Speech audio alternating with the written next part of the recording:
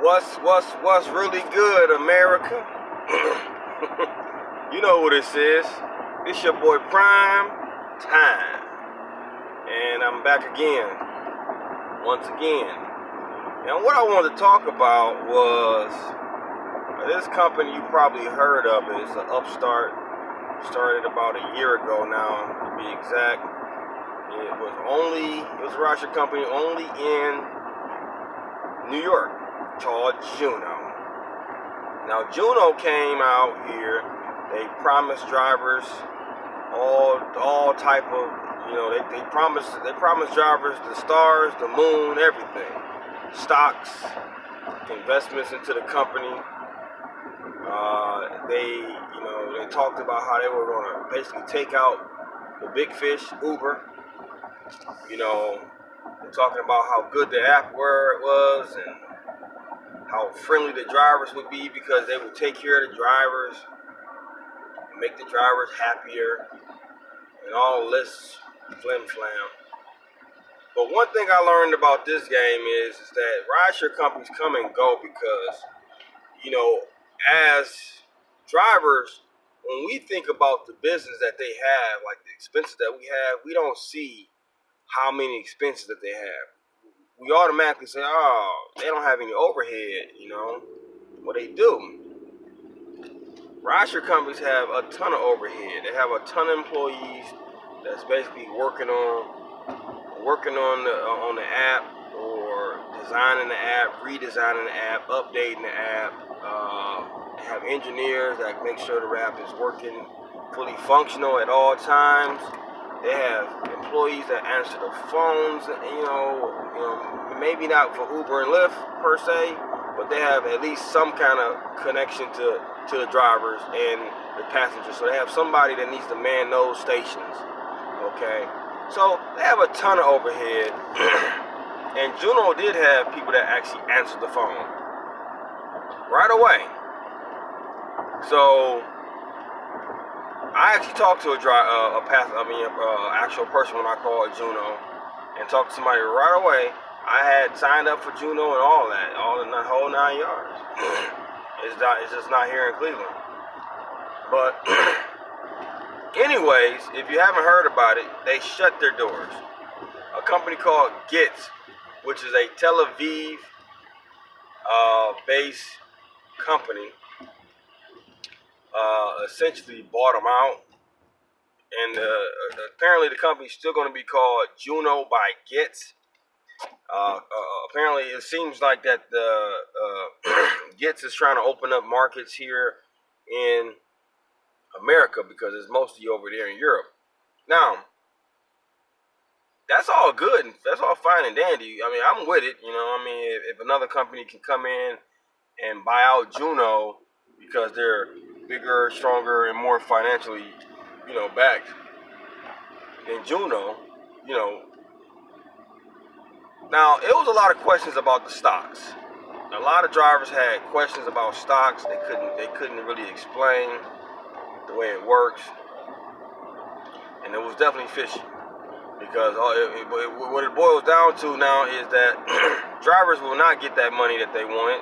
They're going to get like a percentage, which is going to be a very small percentage, somewhere in the range of like, if you drove part time, essentially you can probably make about $150.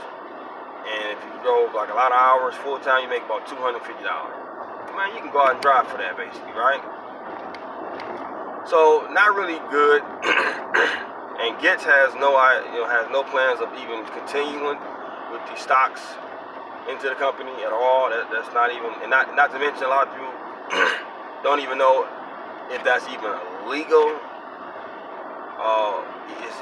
If that's even legal to have stocks and bonds into a rideshare company like that. So there's some questions right there for sure.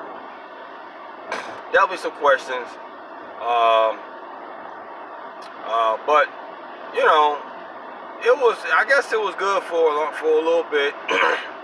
But when you're battling up against Uber, taxi cabs, and Lyft in the same exact city, it's kind of hard.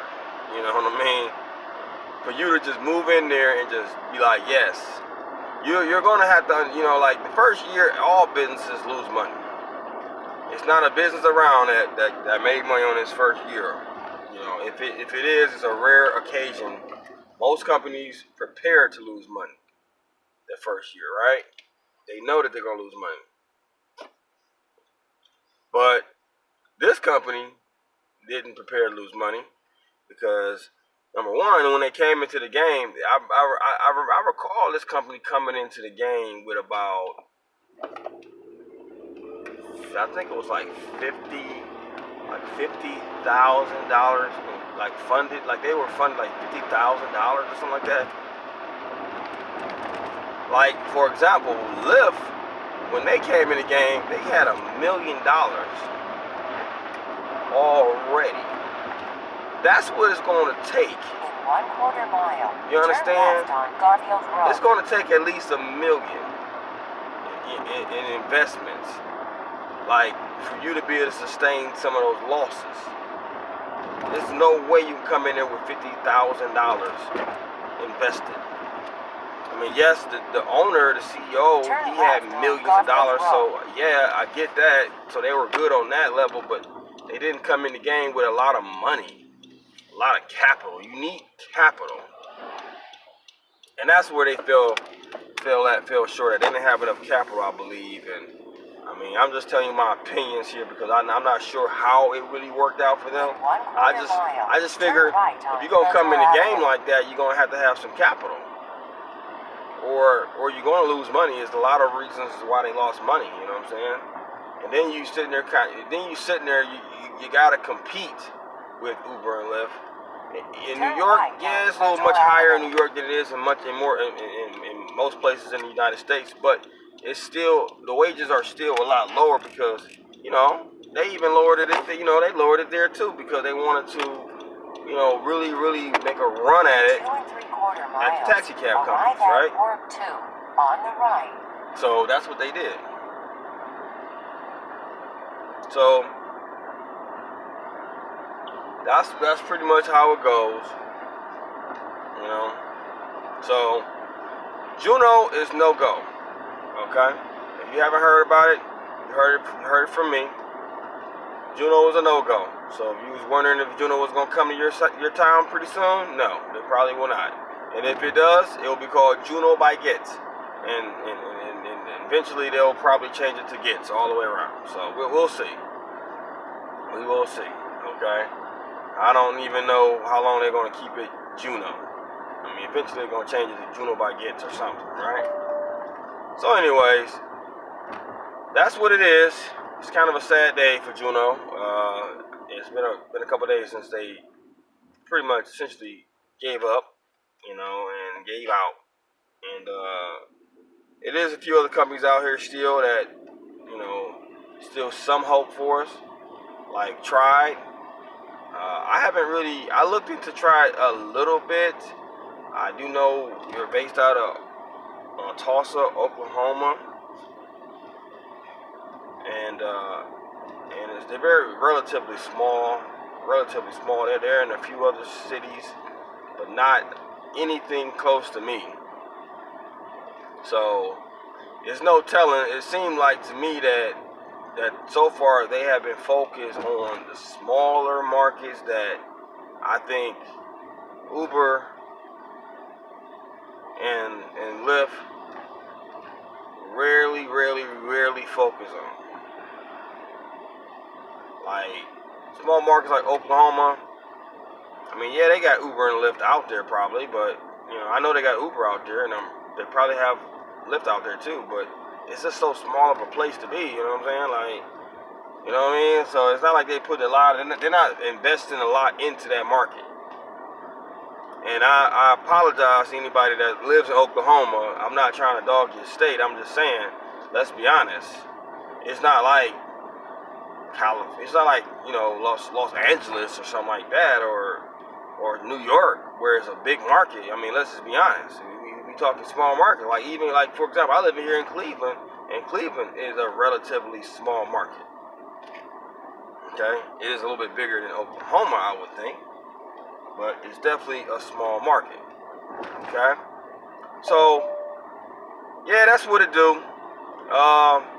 I would say for you guys that's interested in other rideshare companies popping up at some point, do your due diligence. You know what I'm saying? You know, for the most part, I hear about a lot of these companies that's popping up, but you know, none of them have really made a mark yet enough to say, okay, we're gonna really expand. Like the next year, we plan on expanding to 50 cities, 10 cities. Nothing. These companies have not. I mean, they're waiting on. This is the thing. All these small companies are waiting on drivers to promote this company and get it up, get it running. And I think that's hard to do because drivers are so focused on making money. They're not really focused on helping your company make money at some point. Maybe it make money, maybe it won't. Maybe it'll flop soon to get here. Like, it's just so much of a gamble for drivers to go promoting something called Tride or whatever, and don't nobody know about it. That's the hook.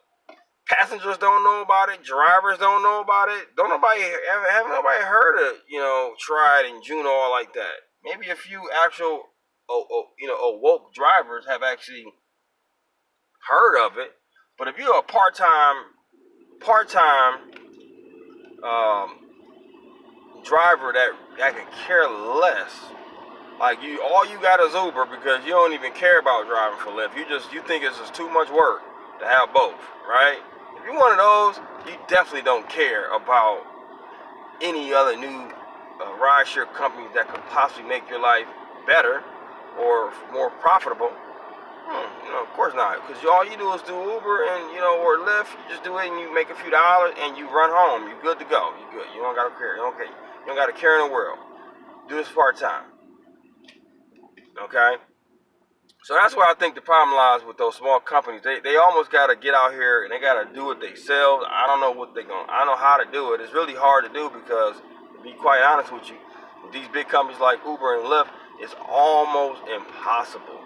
Because once you get inside the realm with them, you get in the ring with them, they can easily knock you out the box. Now Lyft, I think is a little bit subtle on how they do it. They don't really talk bad about companies. They don't really do anything that you can see. But I bet your money on it that they're doing something to get these companies out of their way. And Uber, they'll do whatever. They all into politics and stuff like that. So they'll do whatever they got to do to get you out of there. You don't got a chance with Uber at all. All right, so that's been my time, people.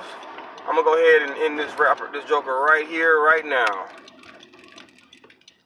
And somebody always on your ass when you're trying to pull in something, boy. That's crazy. Anyway, it's been my time. And like I always say now, if you can't do the time, don't do the crime. It's prime time. I'm out.